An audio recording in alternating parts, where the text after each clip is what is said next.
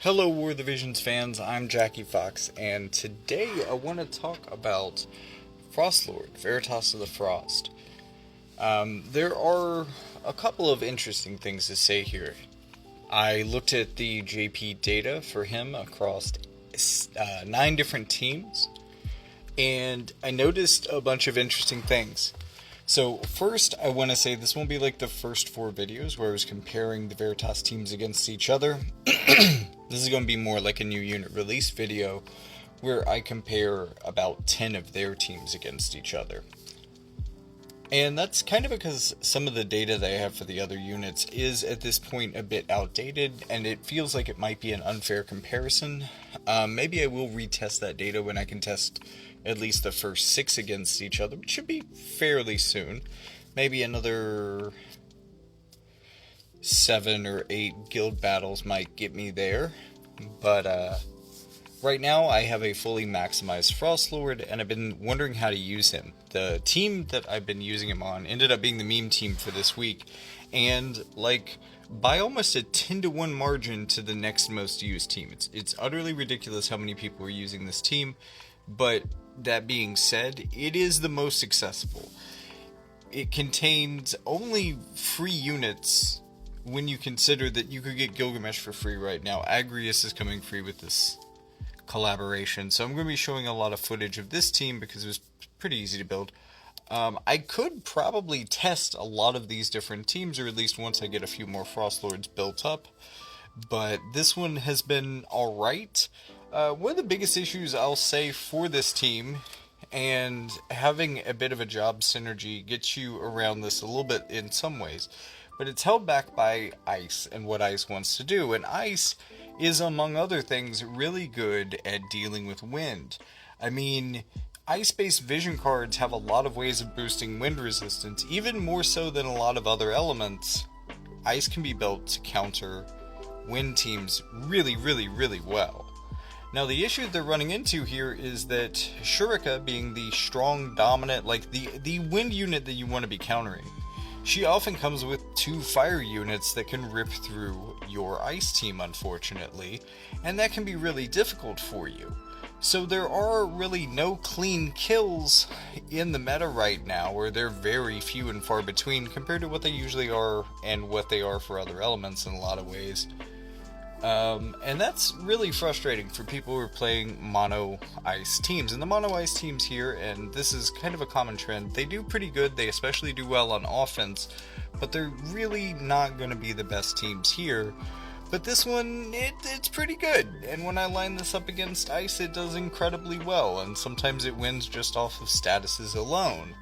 That being said, like usual, especially once I pulled out some people from the lower ranks that had just really incredible records, even though they may have been the only people using their team. You know, this is really interesting for me, because there's the chance that if someone from JP was watching this, they might be able to say, I am that one person that is running Gilgamesh, Frostlord, and Exia, which, by the way, it was the least used team. There's literally only one person doing it on average, from what I can tell. And, oh my god, they have some of the best numbers I've ever seen, both on offense and defense. Including a perfect offense. All 3 days tested, they got 6 stars, so that's pretty impressive. Though at the same time, individually running more common teams, I would say I probably do that over 3 given days a lot of times too, so maybe this is just indicative of this being a really good player, or them being in a good situation to use this team. Maybe we should take a lot of this with a grain of salt, since there's only one team that has really enough data behind it to make really good conclusive conclusions about it, and the rest of this stuff is a little bit iffy, but damn, this team has been doing very, very well. The other thing that becomes interesting and clear from this data is that this is one of the first Veritas units I've seen that actually had a drop-off in popularity. And to be fair, I would guess that I could probably look at a lot of units that aren't brand new, or released over the last couple of months, and a lot of them probably fell off to make room for the things that we just pulled for anniversary. Because in the weeks leading up to Anniversary, JP was having either guild battle trouble or limited guild battle, so there's like a 2-week missing period of data, almost 3 weeks actually, between the middle of October and early November, where we get our final data point for the teams I'm going to be testing today.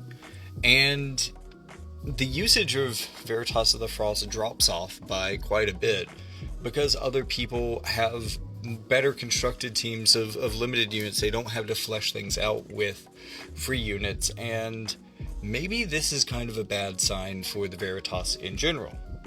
That being said, I did find a number of the performances here, while they're either missing data or these are really, really small sample sizes. And look, from my posting this week, I've already learned a lot of aggravating truths about small sample sizes. So again, maybe we should take a lot of this data with a grain of salt.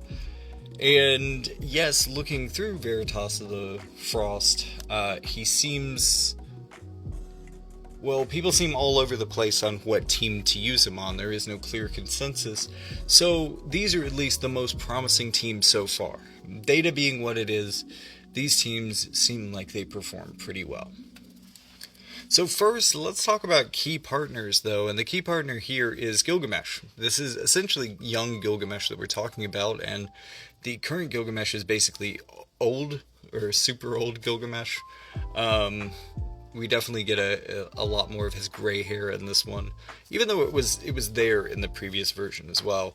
But really, these are very similar characters, with the exception, one's an AoE attacker, one's a single target attacker. They can be kind of complementary in that way, getting around resistances in that way. And individually, each of them is really good at getting around resistances and being good tank busting types of units, both in magical and physical. And when you combine those two, it's a really potent and flexible offensive DPS package that doesn't necessarily have any one good way to resist it. I saw Gilgamesh on basically every team here. And a lot of the other characters that we're going to be talking about just don't compare to how much these two are used together. It also helps that Gilgamesh is one of those units that you could have just picked up at a 120 for free, so that's excellent for him.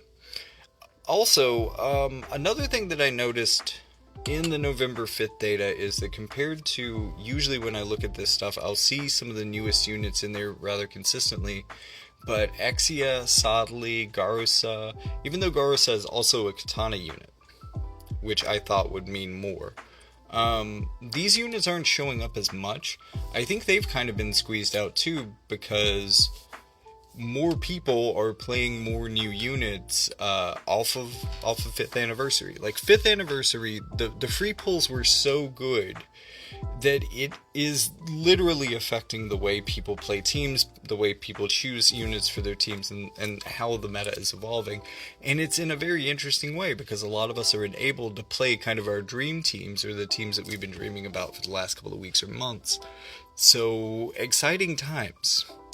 But Exia did incredibly well with this. And going back to what I was saying about ice teams having trouble with fire, she gives a lot of fire resistance over a very wide area of effect with her LB. And this, I more typically think that, like, seeing a team with Exia and Veritas of the Frost on defense, that the third unit should probably be water. You put Frost up front, Exia second, and then like June the Spring Celestial, and let them fight into a water team with their mostly fire. But no, usually I see Exia into ice units because she kind of counters some of those disadvantages for them really quickly, allows them a little bit of offensive power, and as long as they can hold the front and keep people from getting to her, maybe damage from getting to her, or at least keep people distracted, then she can probably clean up some fire units herself. So definitely a very strong pairing there. Luciel, because the only consistent thing about the meta has been that Luciel just makes your team better. This has been pretty consistent over the last couple of units I've covered, and it's still true for Veritas of the Frost. And then finally, if you're switching Gilgamesh out for anyone, because he's basically a must-have on these teams, it's going to be either A2 or Agrius, and both of those did well. But there's also times where you use like A2 Gilgamesh or A2 or like Agrius Gilgamesh Frostlord, etc. Those are also valid teams as well. For offense, the best team was actually the same as it was for defense. This team had a perfect score as well as a 2.5 for average defense over 3 days. This is Gilgamesh, Frostlord, and Exia. The next best team was Gilgamesh, Frostlord, and Luciel for offense.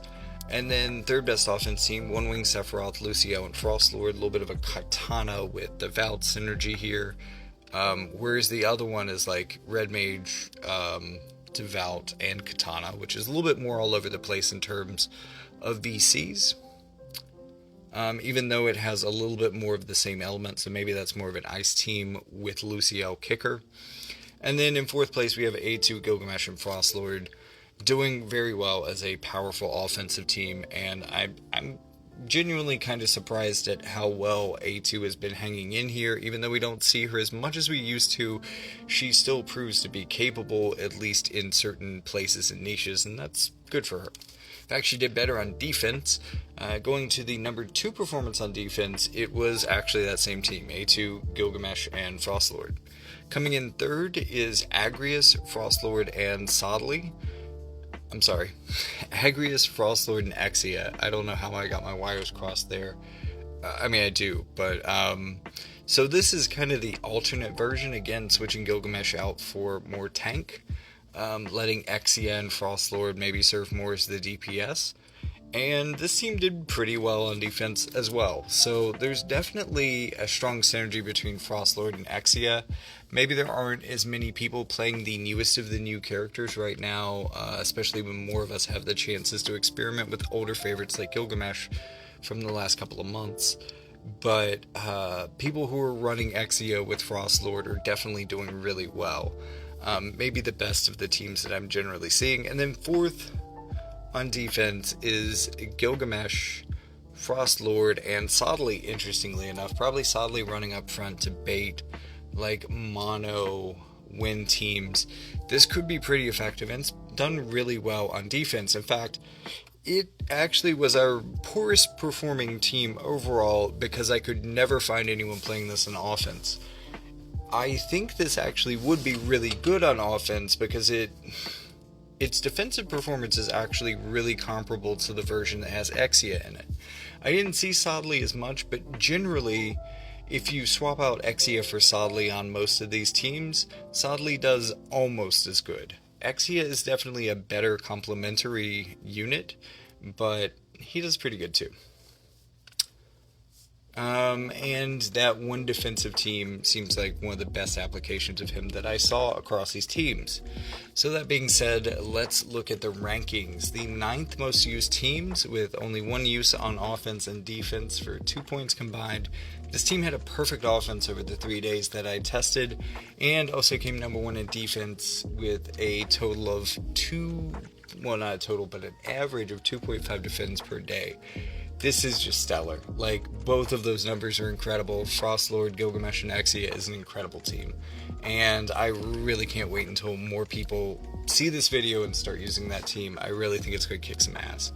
A2 Gilgamesh and Frostlord came in second, placing with only 5 uses across offense and defense, 4th on offense and 2nd on defense. So this team ranked pretty well in both of those, but really shone on defense. And then coming in 3rd place, Agrius, Frostlord, and Exia. So number 1 and number 3 team are the Exia teams. You can see Exia teams, while they are the least used of any teams on this roster, they are typically the most powerful. And it's not even like a tri-elemental thing. It's Exia and 2 ice units every time. That's the only way I see this team, and it does really well. Then in 4th place, we finally get to the meme team of Agrius, Gilgamesh, and Frostlord. Now, naturally, this did a lot better on offense than defense. Mono elemental teams usually roll like that. There's also a lot of people using this one, so I would say that out of all the teams I'm talking about here, this one is the most well tested, and it did at least have a decent performance on defense.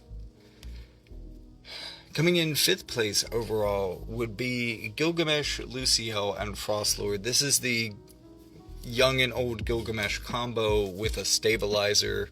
This came in 2nd place on offense, but didn't rank particularly well on defense.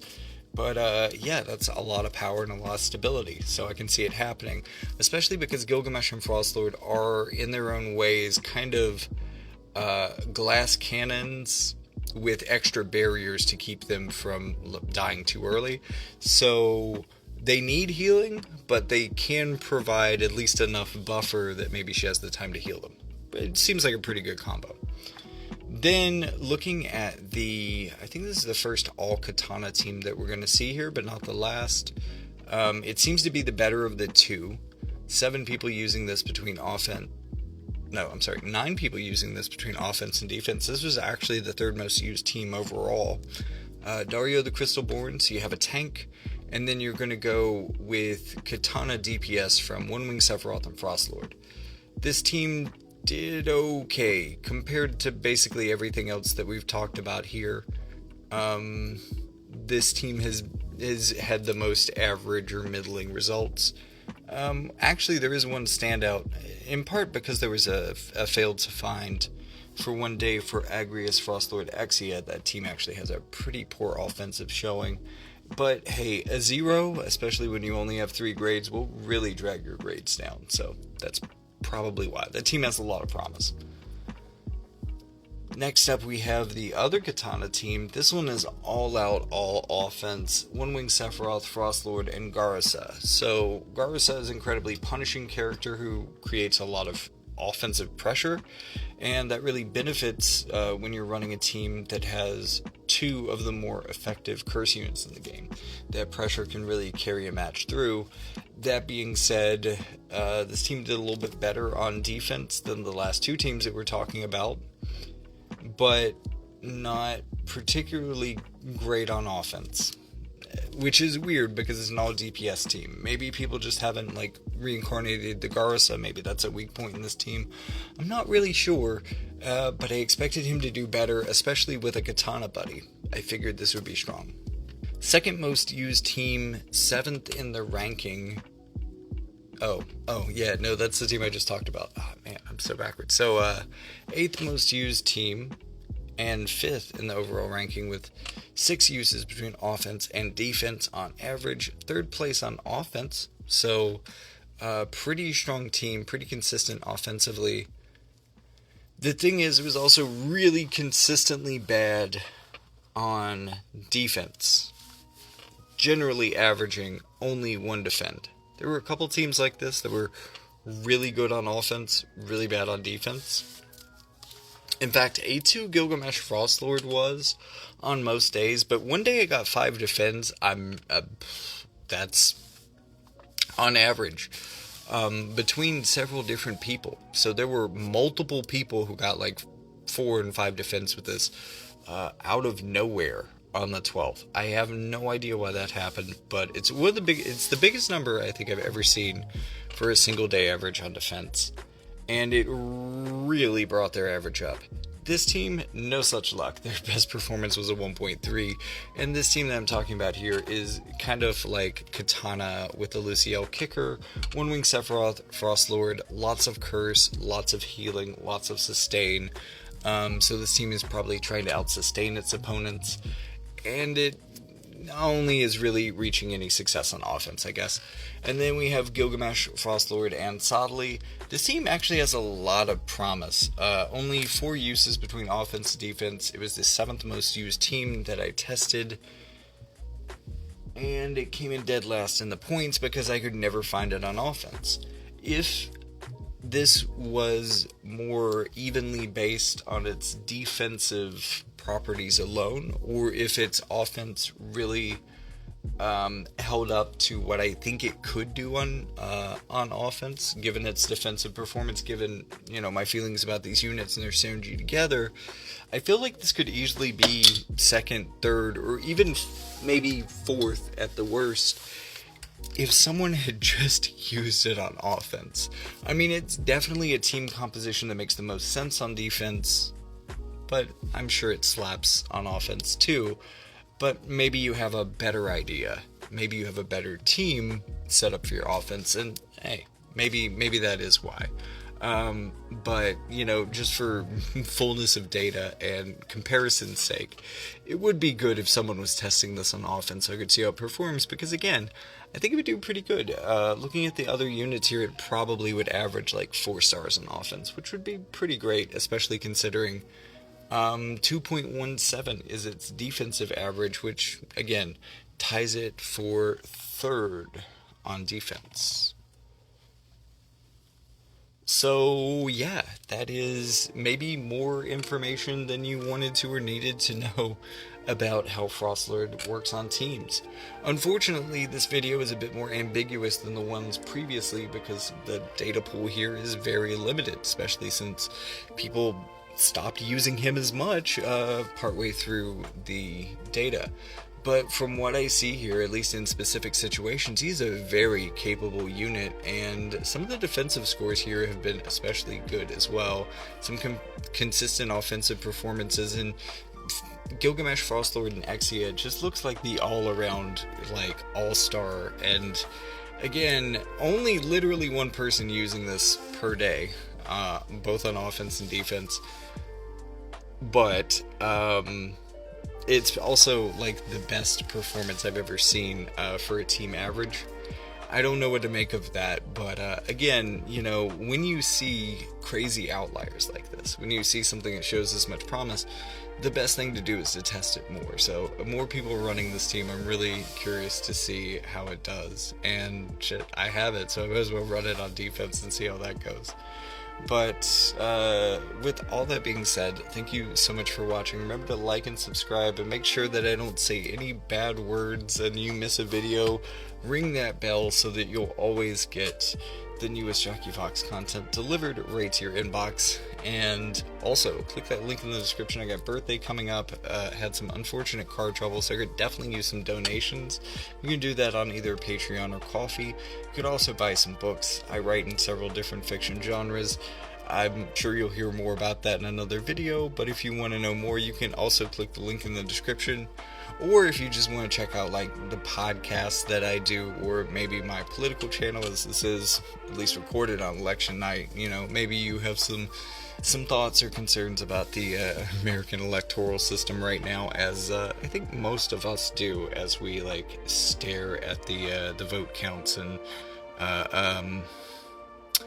really hope that they don't do what they look like they're about to do, I guess I'll say. But I guess Editor Fox will know more about that.